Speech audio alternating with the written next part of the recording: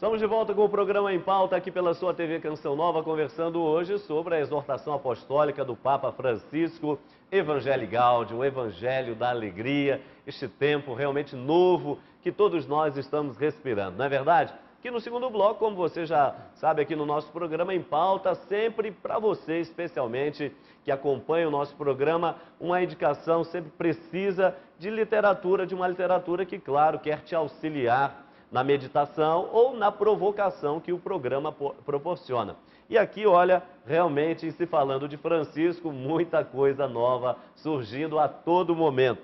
Aqui muito interessante porque uma das marcas do pontificado do Papa Francisco, você já percebeu neste um ano de pontificado, é a sua seriedade, é a sua oração e é também a misericórdia. Inclusive a gente vai ter oportunidade já de falar também sobre a misericórdia, porque o Papa insiste muito nesse ponto. Sede misericordiosos, como o vosso Pai é misericordioso. Mas aqui, já a Canção Nova, a editora Canção Nova, recolhendo várias palavras do Papa Francisco, foi montando pequenos cadernos, como por exemplo aqui, a oração na ponta dos dedos, está aí para você em casa. A oração na ponta dos dedos, o gesto do Papa Francisco, é sempre fantástico, porque é um homem de muitos gestos. Um outro pequeno caderno de orações e também fotos, com bondade e ternura, com bondade e ternura. É o jeito que o Papa Francisco já começa a mostrar que pretende ao longo do seu pontificado. Então tem orações, fotos, muito interessante.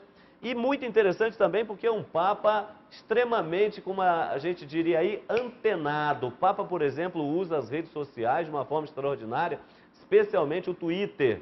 Todo dia, praticamente, ele posta lá um comentário novo, uma frase de efeito, uma reflexão que nos provoca. E aqui foi recolhido pela CNBB, não é? Aliás, quem o fez foi o Pontifício Conselho para as Comunicações Sociais, não é? Mas a CNBB aqui editou as mensagens do Papa Francisco no Twitter. Se você ainda não segue o Papa, está na hora, porque realmente ele tem sido assim um sucesso nas redes sociais. Mas sucesso quando a gente aqui quer dizer, sua palavra tem alcançado, especialmente a juventude, provocado essa juventude. Não é à toa que a Jornada Mundial da Juventude aqui no nosso Brasil foi aquele estrondo no ano passado. Então está aqui muito legal as mensagens do Papa Francisco no Twitter. Claro, estamos falando sobre ela e você não pode deixar de ter a exortação apostólica Evangelii Gaudium. Se você ainda não tem, você que trabalha com catequese, você pertencente a algum movimento de igreja, alguma comunidade, enfim, congregação, ou até mesmo padre que porventura ainda não tenha meditado sobre isso, está na hora, viu? Evangelii Gaudium está aí para você, do nosso querido Papa Francisco, quando ainda era cardeal, não é? No exercício ali, especialmente em Buenos Aires, Jorge Mário Bergoglio, Papa Francisco, Corrupção e Pecado, já tinha aí alguns livretos, alguns livros nessa direção, e está aqui também um outro pequeno livro, não é, com as reflexões do Papa Francisco em relação à corrupção e ao pecado. Gente querida, nós estamos na quaresma, claro, a quaresma ainda está acontecendo e todos nós somos chamados à conversão, à vida nova que Cristo Jesus veio nos trazer. E você, se ainda não, por acaso, ainda não tem, vale a pena ter, meditar, rezar, que é justamente esse retiro popular do nosso querido Dom Alberto Taveira Correia, a quem nós enviamos um abraço especial e também, claro, pedindo sempre a sua bênção, nosso querido Dom Alberto Taveira Correia. A salvação entrou nesta casa, partindo daquela experiência de Jesus em Jericó, quando entra na casa de Zaqueu, não é? A festa da misericórdia. Realmente uma maravilha. Se você ainda não tem o retiro popular aqui pela editora Canção Nova, então está convidado a ter. E claro, não poderia deixar de apresentar este que já está na 6ª edição do nosso querido Padre Cônigs, não é? Ser cristão, fé e prática. Isso é muito importante. São Tiago vai dizer que a fé sem as obras é morta. Mas as obras também, se não forem iluminadas pela fé, elas podem ficar um tanto complicadas, não chegar a lugar nenhum. Então, fé automaticamente deve estar ligada às obras. Está aí do Padre Cônigs, Ser Cristão, Fé e Obras, que pela Editora Voz, já na 6ª edição, você também não pode deixar de ter. Bom, se eu fosse continuar falando aqui, ia ficar o programa todo, não dá, não é? Aqui é só algumas dicas para você que está em casa nos acompanhando. E, de modo especial, não deixar de ter a sua exortação apostólica, Evangelii Gaudium. Padre, mas a linguagem é técnica, é teológica demais, filosófica demais, é bíblica demais, complicada? Não. Uma das marcas do Papa Francisco é essa. Linguagem simples, gestos significativos e realmente uma proximidade com as pessoas extraordinária. Aqui você vai encontrar uma linguagem clara, mas não menos profunda. Frei Antônio Moser, em si falando de capítulos dessa exortação, no primeiro capítulo, o senhor já deu o aceno, e o Padre Cônix também, sobre o Papa tratando nesse primeiro capítulo, não é? Tratando justamente com o título A Transformação da Igreja, com palavras tipo uma igreja em saída, conversão, a partir do coração do Evangelho, a missão que se encarna nas limitações humanas e uma mãe, a igreja como uma mãe de coração aberto. Qual o significado, Frei Moser, dessas expressões que o Papa Francisco já coloca no primeiro capítulo? Olha, cada uma dessas expressões daria matéria para um pequeno livro. Com certeza. Por exemplo, transformação da igreja. Ele já começou sinalizando que veio para transformar. Vai, Francisco, reergue a minha igreja, transforma a minha igreja. E ele não teve receio de apontar as dificuldades e eu diria até os pecados da igreja. Ele fala com muita clareza. Está na hora de mudar. Muito bem. Então, seria focar na necessidade da igreja mudar. Agora, essa igreja só vai mudar na medida que não se autorreferenciar, ou seja, ela voltar-se para si mesma, para você, para os seus problemas. Não. Ela tem que ir para o mundo, ela tem que sair de si, ide por todo mundo. Na medida que você vai para as periferias humanas e, naturalmente, existenciais, não só geográficas, o que acontece? Você descobre as maravilhas de Deus, você descobre os sofrimentos, você descobre os problemas. Em outras palavras, é uma igreja que vai saber ler os sinais de Deus no tempo. Essa igreja que sai de si própria.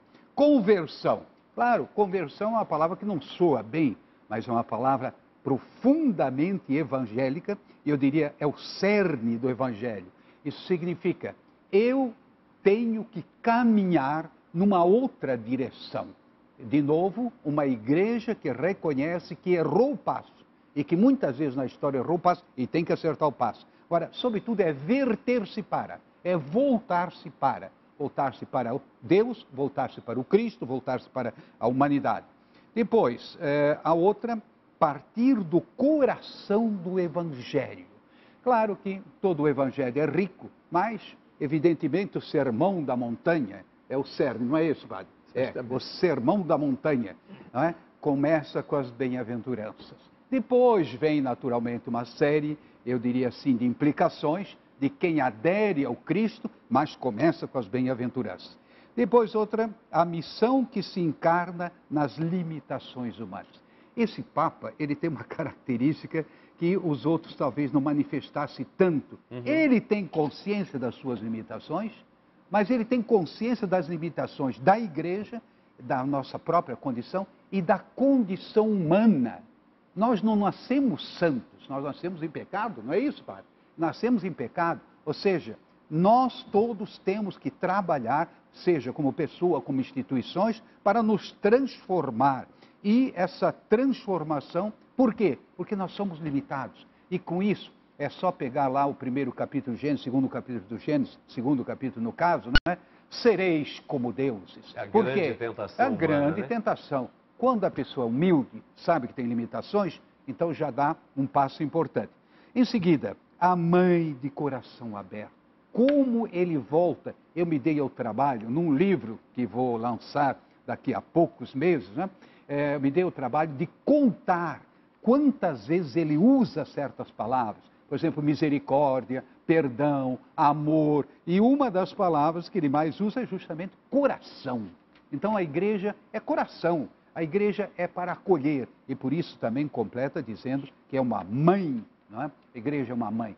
Traduzindo, é uma igreja que não está aí para repreender, não é uma igreja que não está aí para jogar pedras, não é? Falar mal do mundo e ver apenas os defeitos, os pecados. É uma igreja que tem que ter o coração aberto, não é? Vai ao encontro, recolhe as feridas da humanidade e procura ajudar a humanidade a reencontrar o caminho da salvação. Agora, no segundo capítulo, Padre Cônios, o Papa coloca algo aqui muito interessante, não é? Na crise do compromisso comunitário, com dois subtítulos, não é? Alguns desafios do mundo atual e tentações dos agentes pastorais. Para os amigos que estão nos acompanhando, que desafios, assim, rapidamente, seriam esses e que tentações sofreram ou talvez continuem a sofrer os agentes pastorais, Padre Cônios? Em primeiro lugar, eu achei genial esta divisão, esses dois pontos. Ele faz uma crítica da sociedade, da cultura atual, aí com uma certa severidade e com muita perspicácia. Mas no momento, quando ele começa a falar sobre os agentes de pastoral, ele muda de tom e passa para a compreensão, a misericórdia, mas sem perder a exigência. Ou seja, o fato de que os agentes de pastoral muitas vezes sofrem de depressão ou até de coisas bem piores, ele fala da assídia, este esgotamento, vamos dizer, da alma, se pode compreender isso com misericórdia, mas se coloca uma exigência. Ou seja, não é uma questão de aceitar, mas de reconhecer para mudar, que é outra coisa. Mas, aproveitando o ensejo, as críticas que ele faz à nossa sociedade são contundentes.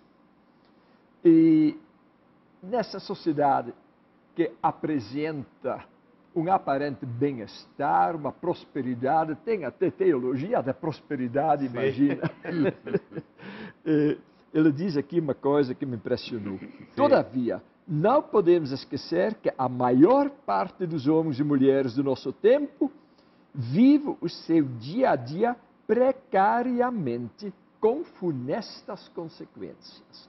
Não podemos fechar os olhos diante da grande depressão, eu quase diria que pesa sobre a sociedade hoje, mas que é escamoteado por trás da aparência, né?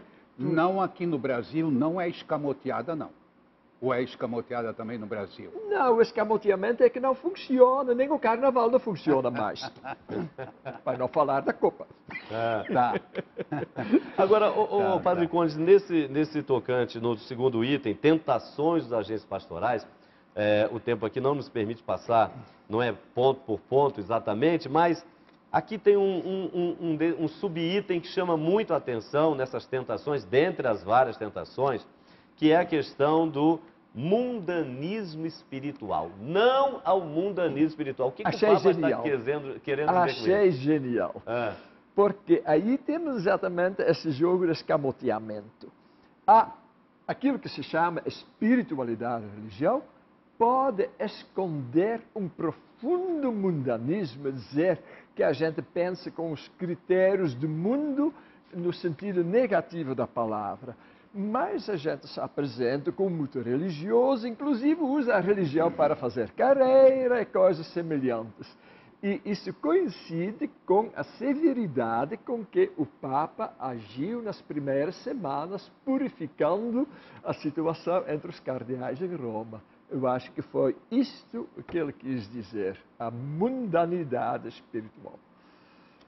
Inclusive tem um... E o sermão, a homilia dele, mais, digamos, exigente, aqui no Brasil, foi para quem?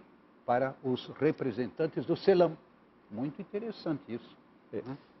E aqui, Padre Cônios, me permita, por favor, ele diz aqui na página 82, Deus nos livre de uma igreja mundana, sob vestes espirituais ou pastorais. Este mundanismo asfixiante, cura-se saboreando o ar puro do Espírito Santo, que nos liberta de estarmos centrados em nós mesmos, como o senhor dizia, não é? Escondidos numa aparência religiosa vazia de Deus. Não deixemos que nos roubem o Evangelho. E ele, aí na sequência, já vai lá dizendo, então não há guerra entre nós, hein? Que não haja guerra entre nós, ou seja, mas que tenhamos uma correta interpretação. Eu acho que, nesse sentido, deveríamos aprofundar também o sentido daquilo que é espírito, espiritualidade. Porque, para muitas pessoas, espiritualidade é alienação. Não pode ser exatamente o contrário. É jogar-se dentro do Espírito. Nós vamos continuar então, e você percebeu aí que estamos só no começo, segundo capítulo, ainda tem o terceiro, o quarto e o quinto. O tempo passa rápido demais, mas nós vamos para mais um break aqui e daqui a pouquinho estaremos de volta com o nosso terceiro e último bloco aqui no nosso programa Em Pauta, conversando sobre a exortação apostólica Evangelho Gaudium.